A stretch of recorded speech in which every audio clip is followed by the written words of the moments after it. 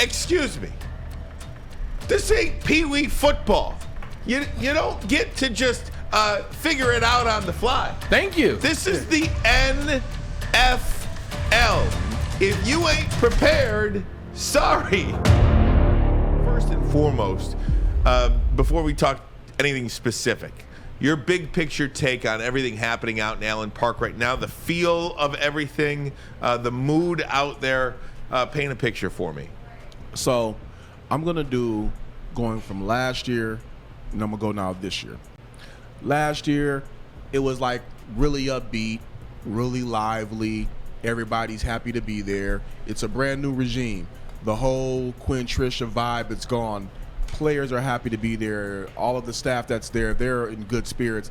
And it's just a new thing, It's like, the new car smell, the new car feeling. Everything looks good. Right. This year, it's still that same culture that they're building. They're still lively. They're still all happy to be there. But now you can see that it's a little bit more business. They're all focused. Those guys in there, that vibe in that out on that field, they're still loving each other. They're still enjoying each other's time out there. But they're out there getting at it. I mean, now they don't have pads on, so I'm not trying to. It's only so much you can really say. Oh, well, he did this drill really well. He ran really fast. I mean, but you still can see it though. Yeah, you can still see it. But for me, it was just more so.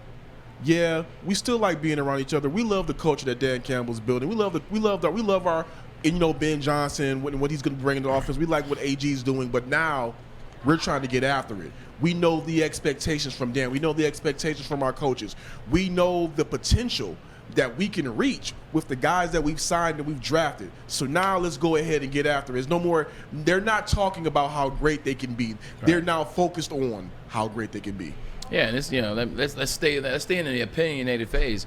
Do you believe that what they did last year, what they learned last year, how they grew in the offseason, whether it was through the draft or whether it was through slight free agency, do you think they have enough? Do you think they've drafted enough to be able to show what they now know, be able to implement what they now learned last year and what they learned from last year? Do you think they have enough to implement and show us that as fans and us as analysts wanting to see, can they take that step in the right direction this year?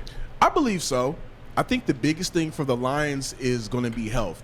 Last year, everybody in this game of football gets injured, but last year this kind of felt, maybe because we're from the city, that the Lions had more injuries than anybody else. You can't really quantify that, but at least it felt like it. Yeah. Right now, they're talking of the mindset of like, and at least from what I'm seeing, if these guys they brought in, they're able to stay at least, let's say, moderately healthy, I'm thinking that they're a 7-8 win team, which is an improvement over 3-13-1. Mm.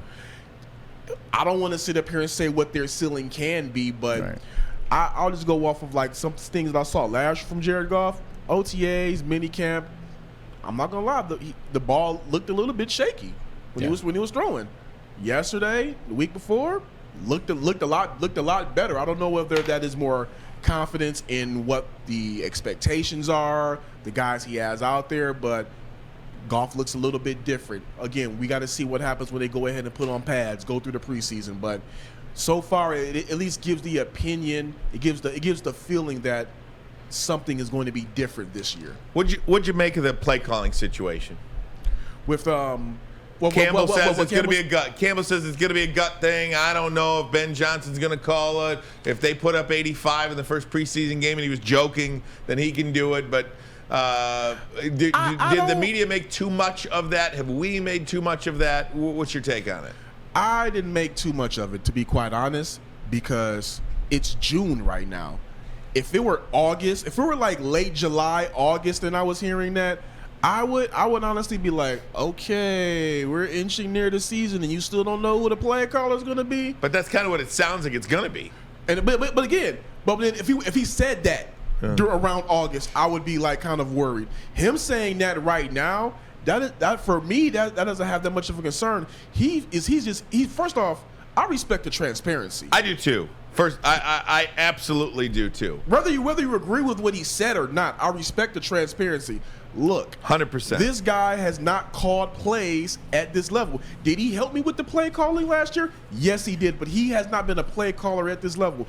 I'm liking what he's bringing to the offense. I'm liking what he's doing as far as the tempo, simplifying the play calling, making sure that we're getting in and out of getting in and out of our sets quickly. Right. I want to just continue to see how this develops, and if he continues adding what I like before I go ahead and put that rubber stamp on it. Yeah, and this is going to sound crazy. I apologize for those out there listening. Like, I get the transparency, and being transparency, it's okay. It sounds good. Like, I appreciate the fact that they're transparent. But, like, if your girl tells you she's a HOE, like if your girl tells you she's a HOE, that's transparency. But you're still upset, but you're still mad. Yeah. It's the same thing. He's transparently telling me, we're working on it, we're figuring it out. We don't necessarily have the guy that's calling the range. We're going to figure it out. It's June. Like, Kory, I played 9 NFL seasons. I never played a season where there was June and we were trying to figure it out. Now, granted, I played 4.5 seasons in Cleveland, so a lot of those terrible teams, even us, we still had an offensive coordinator by the time January, February comes around. So that's my only concern is you got new guys trying to learn the offense. See, that's the other thing. You got young guys. You're bringing in DJ Chark. He's a guy that's just learning his Detroit Lions offense, whatever it's going to be. You bring in Jamison Williams. He's a young guy. He's a draft pick trying to learn his offense. And you still got young guys like Amon-Ra St. Brown that are trying to learn offense. When you try to learn on the offense with young guys, and then you switch it up on them mid-season, or you switch it up on them in September, or you switch it up on them the last week of preseason, or the last week of training camp, it just makes it that much harder to get in rhythm. You want to get into rhythm, you got to be doing the things that you're going to do during the season. Now, Braylon, first off, you played in the league, so I'm not going to argue with that. Yeah. But I did also have this. Well, I didn't, and I will argue with that. I did also have this other thing as well. One thing that we saw from Dan Campbell last year was when things went off the rails, especially like with A-Lin and how that whole play calling situation went off. Dan took a lot of the blame himself. He went ahead and stepped in front of it. Yeah.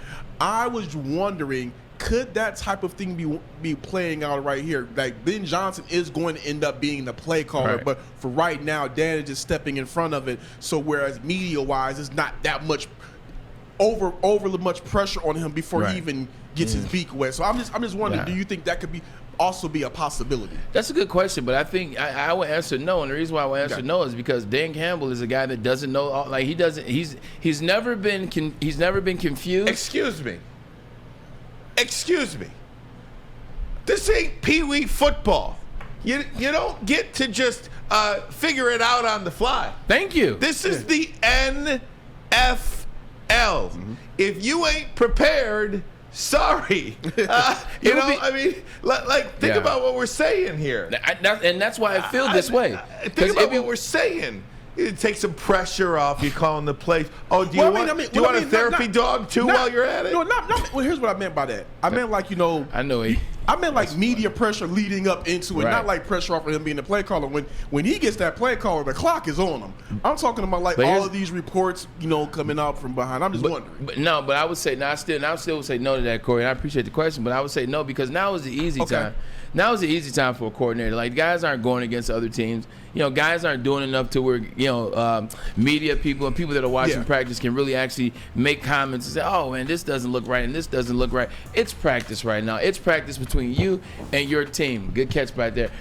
If this was the season, it'd be different, and that's why I'm saying he needs to let him go now. He needs to announce him now as the guy. And if you didn't think that he could be the guy, if it is a situation where, like you're asking, if he's trying to figure out if Ben Johnson's the guy, then he shouldn't have had Ben Johnson be the guy starting back in October. They should have legitimately in October start working on a remedy for the offensive side of the ball. So if that's the case and they're really still trying to figure it out, then they put themselves behind the eight ball.